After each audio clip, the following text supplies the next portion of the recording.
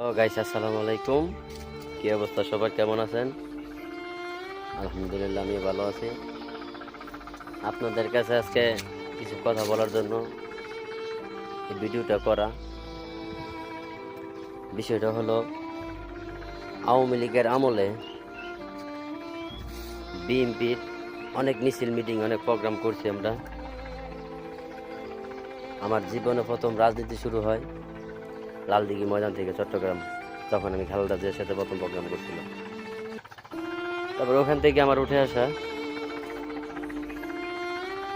ওখান থেকে রাজনীতি করতে করতে এক পর্যায়ে আমি ঢাকা চলে আসি। ঢাকা আসার পর অনেক খোঁজাখুঁজি করার পরে একজন নেতা পাই আমি, নামটা ভাঙবো না।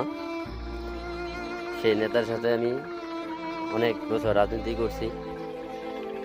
সো আমরা কি কি করছি না করছি, আপনার ওই কাকটার মোচর বলতে পারে, পল্টন ময়দান বলতে পারে, তারপরে আপনার কাশিমপুর কারাগার, কেরানীগঞ্জ কারাগার, যা কিছু করছি,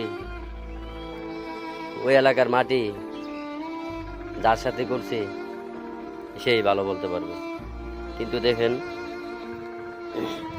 আওয়ামী লীগের আমলে আমরা এত কিছু করার পরও এখন আমাদের কোনো মূল্যায়ন নেই। একদিন এক নেতা আমার বলতেছে যে, আমার ইতিহাস শোনার পরে বলতেছে আমার যে, তুমি অনেক ত্যাগী নেতা, ত্যাগী কর্মী, তোমার মতো কর্মী রে, হ্যার মতো লোক তোমার শেল্টার দিয়ে রাখতে পারবে? তো অনেক নেতাই অনেক কথা বলছে, বাট এগুলা একটু পাম দিছে। এখন এই 5 আগস্টের পর যাত্রাবাড়িতে আমরা অনেক কিছু করছি, সব প্রুফই আমার কাছে আছে, কি কি করছি না করছি। কিন্তু এগুলা যাই করছি আর 10 বছরে, এখন মনে হইতেছে সব অযথা করছি, ফাউ করছি, বিনা স্বার্থে। এখন কোনোই লাভ নেই আমাদের, যাই করছি সবই বিফলে। এখন আমাদের নেতা কোনো খোঁজখবর নেয় না, কোনো মূল্যায়নও করে না।